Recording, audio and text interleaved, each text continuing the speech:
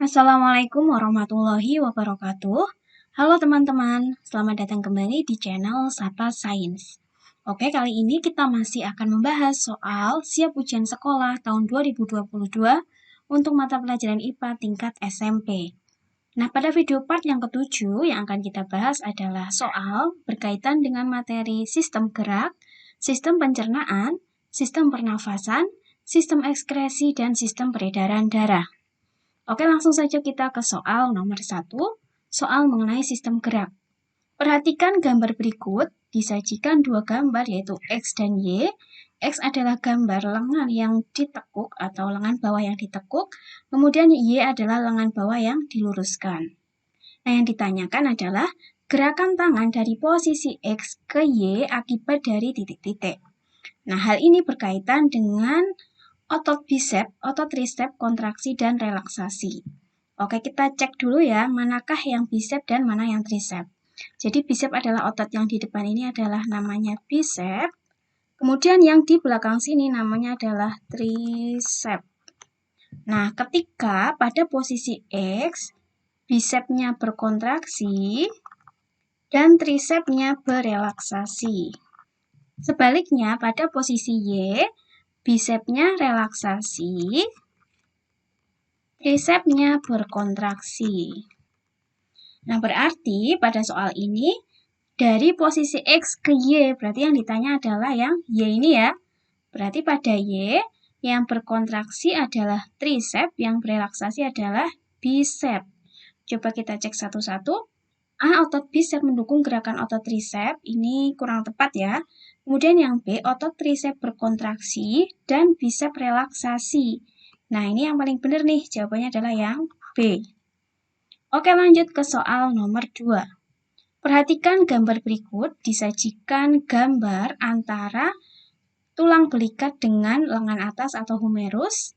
Nah, yang ditanya adalah nama sendi dan gerakan yang benar pada gambar tulang-tulang di atas adalah, nah kita lihat di sini, sendi pada tulang belikat dan humerus itu adalah sendi peluru, yaitu yang memungkinkan bergerak ke segala arah. Jawabannya adalah yang C. Nah, kemudian kita lihat untuk sendi yang lain, ada beberapa sendi sebagai berikut. Yang A, ada sendi engsel, itu memungkinkan gerak satu arah. Nah, terletak di mana? Antara lengan atas dan lengan bawah. Atau bisa juga antara kaki dan paha ya. Jadi di sini ada sendi engsel.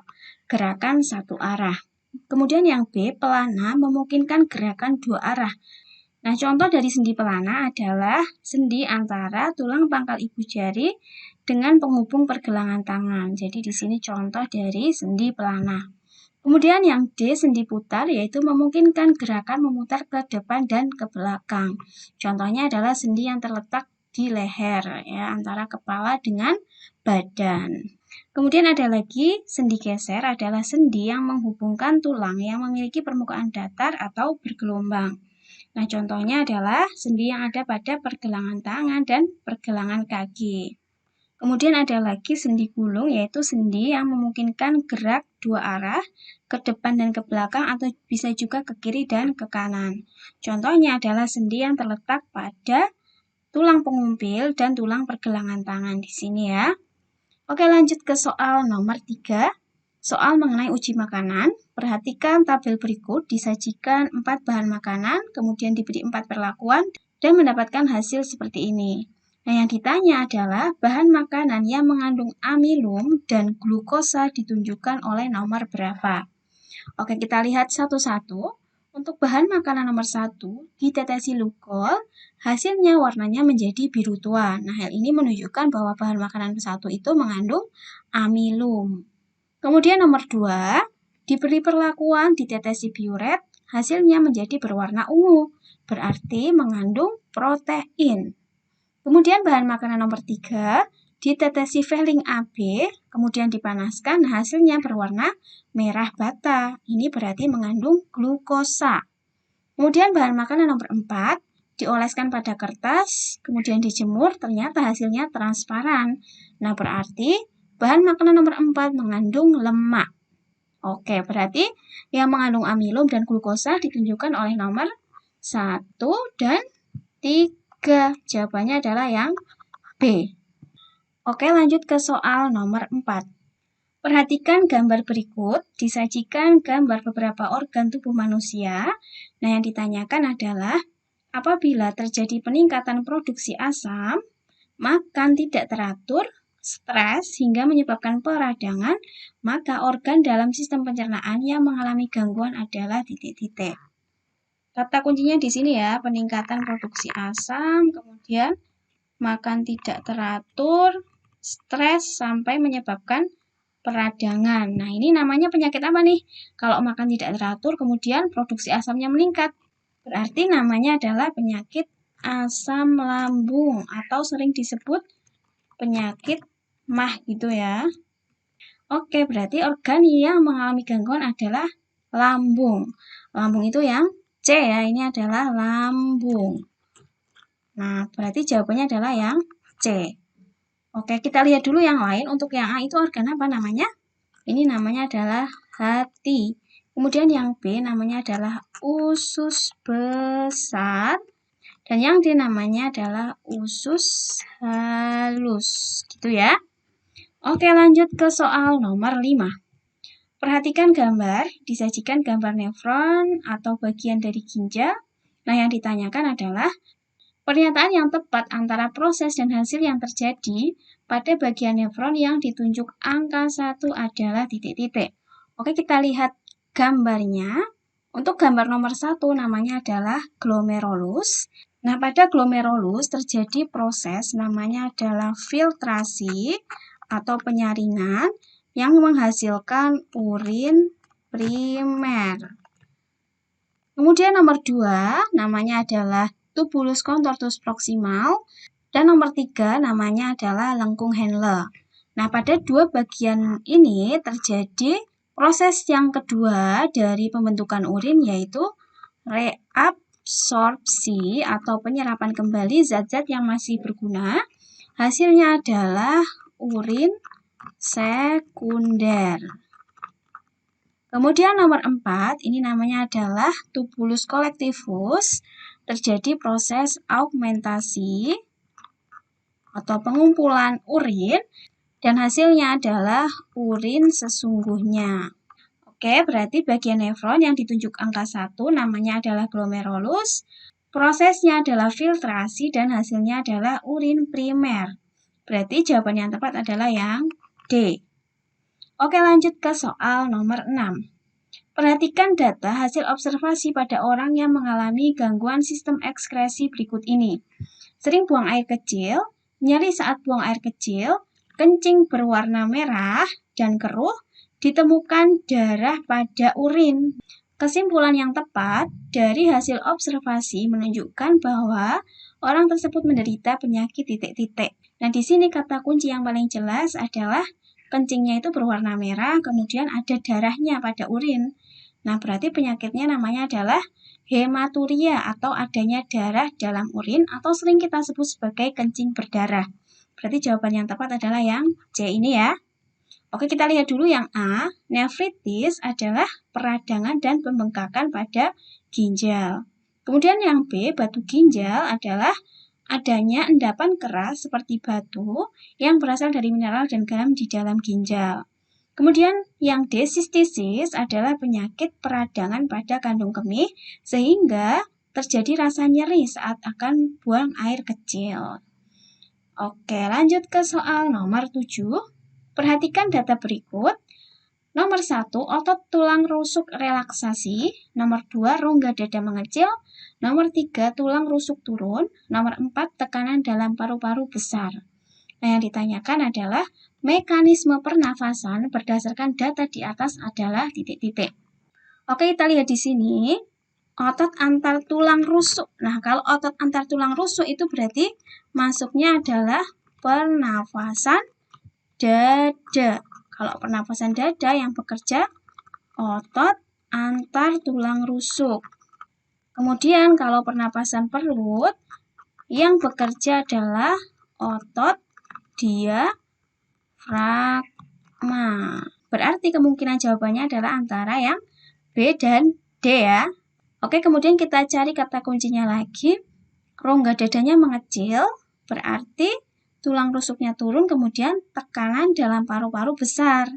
Nah, kalau tekanan dalam paru-paru besar, tekanan di luar lebih kecil, maka udara akan keluar dari paru-paru. Nah, kalau udara keluar, berarti namanya adalah ekspirasi. Berarti ekspirasi pernapasan dada. Jawabannya adalah yang D. Oke, lanjut ke soal nomor 8. Perhatikan gambar dan data percobaan pernapasan berikut. Ada seorang anak yang meniup selang di hubungan ke tabung. Nah, di sini ada udara, terukur volume udaranya. Ada 4 siswa, yaitu RSTU, masing-masing volumenya 3.200 ml, 3.400 ml, 3.350 ml, dan 3.500 ml. Nah, yang ditanyakan adalah, berdasarkan data hasil percobaan, udara pernapasan yang diukur pada percobaan tersebut adalah titik-titik. Nah, berarti volume udaranya ini sekitar 3.500 ml. Nah, apakah volume udara tidal, kapasitas total paru-paru, kapasitas vital paru-paru, ataukah volume cadangan inspirasi? Oke, kita lihat dulu nih, ada gambar atau grafik mengenai volume udara pernapasan. Yang A, volume udara tidal itu nilainya sama dengan 500 cc. Nah, cc itu sama dengan mililiter. Nah, berarti udara tidal 500 ml, yaitu udara yang dihirup atau dihembuskan ketika bernafas secara biasa. Misalkan teman-teman masih duduk kemudian bernafas, berarti udara saat bernafas itu secara biasa volumenya adalah 500 ml. Kemudian yang B, kapasitas total paru-paru adalah kapasitas total yang dimiliki paru-paru, yaitu penjumlahan antara udara tidal, cadangan inspirasi, cadangan ekspirasi, dan volume sisa. Jumlahnya yaitu sekitar 4.500 cc atau 4.500 ml. Kemudian yang C, kapasitas vital paru-paru, yaitu penjumlahan antara volume udara tidal, cadangan inspirasi, dan cadangan ekspirasi. Besarnya adalah sekitar 3.500 ml. Lalu yang D, volume cadangan inspirasi, yaitu volume udara yang masih bisa ditarik sekuat-kuatnya saat bernafas atau inspirasi menghirup udara. Nilainya adalah 1.500 ml. Nah, pada percobaan volume udaranya sekitar 3.500 ml, berarti termasuk dari kapasitas vital paru-paru ya. Jawabannya adalah yang C. Oke, lanjut ke soal nomor 9. Soal mengenai sistem peredaran darah. Perhatikan gambar berikut, disajikan gambar sistem peredaran darah manusia.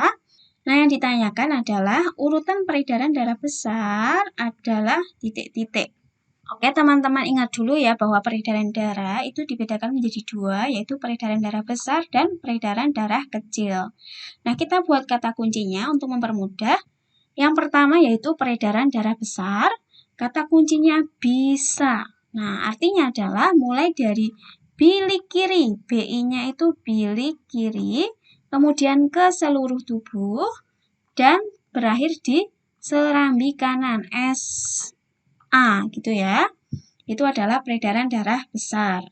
Kemudian kalau peredaran darah kecil, kata kuncinya adalah basi, BA, berarti bilik kanan. Kemudian ke paru-paru, lalu berakhir di SI, serambi kiri. Awalnya dari bilik kanan. Nah, selanjutnya kita akan menentukan mana yang serambi kiri, serambi kanan, bilik kiri, bilik kanan ya. Nah, bagian jantung yang bawah ini namanya adalah bilik. Nah, nomor 2 ini adalah bilik kiri. Kemudian nomor 3 adalah bilik kanan. Lalu nomor 1 adalah serambi kiri. Dan nomor 4 adalah serambi kanan. Oke, yang ditanya pada soal ini adalah peredaran darah besar. Berarti bisa. Bilik kiri berakhir di serambi kanan. Berarti mulai dari nomor 2, kemudian lewat sini lewat aorta, kemudian lewat arteri ke nomor 7, 2, 7, terus ke seluruh tubuh 5, lalu ke nomor 8 melewati pembuluh vena 8, lalu berakhir di serambi kanan atau nomor 4. 2, 7, 5, 8, 4. Berarti jawabannya adalah yang A ya, yang paling tepat. Kemudian yang peredaran darah kecil itu dari bilik kanan ke paru-paru ke serambi kiri. Berarti dari nomor 3 kemudian lewat nomor 9. Nomor 9 itu adalah arteri pulmonalis. Kemudian masuk ke paru-paru, berarti nomor 6. Lalu ke nomor 10, vena pulmonalis. Kembali ke nomor 1, ke serambi kiri. 3, 9, 6, 10, 1. Berarti yang D ini adalah peredaran darah kecil. Oke, lanjut ke soal nomor 10. Seorang pemuda mengeluhkan kelainan yang terjadi dalam tubuhnya. Pemuda mengalami beberapa gejala seperti berikut. Yang pertama, perdarahan pada hidung atau mimisan yang sulit terhenti. Kemudian perdarahan pada luka yang sulit berhenti. Perdarahan pada gusi dan mudah mengalami memar. Kemungkinan penyakit yang diderita oleh pemuda tersebut terkait sistem peredaran darah yaitu titik-titik. Nah, ini kata kuncinya adalah darahnya itu sulit berhenti. Ketika ada luka, lukanya juga darahnya sulit berhenti. Berarti ada permasalahan pada proses pembekuan darah. Nah, nama penyakitnya adalah hemofilia, yaitu penyakit gangguan pada pembekuan darah. Jadi jawabannya adalah yang B ya. Oke, kemudian kita cek untuk yang A. Anemia adalah kekurangan sel darah merah. Gejalanya ya lemas, seperti itu. Kemudian C. Leukemia atau sering disebut dengan kanker darah adalah kelebihan dari sel darah putih. Kemudian yang terakhir D. Hemoroid adalah pembengkakan pembuluh darah pada dubur atau wasir. Oke teman-teman, terima kasih sudah menonton video ini. Sampai jumpa di video part selanjutnya ya. Wassalamualaikum warahmatullahi wabarakatuh.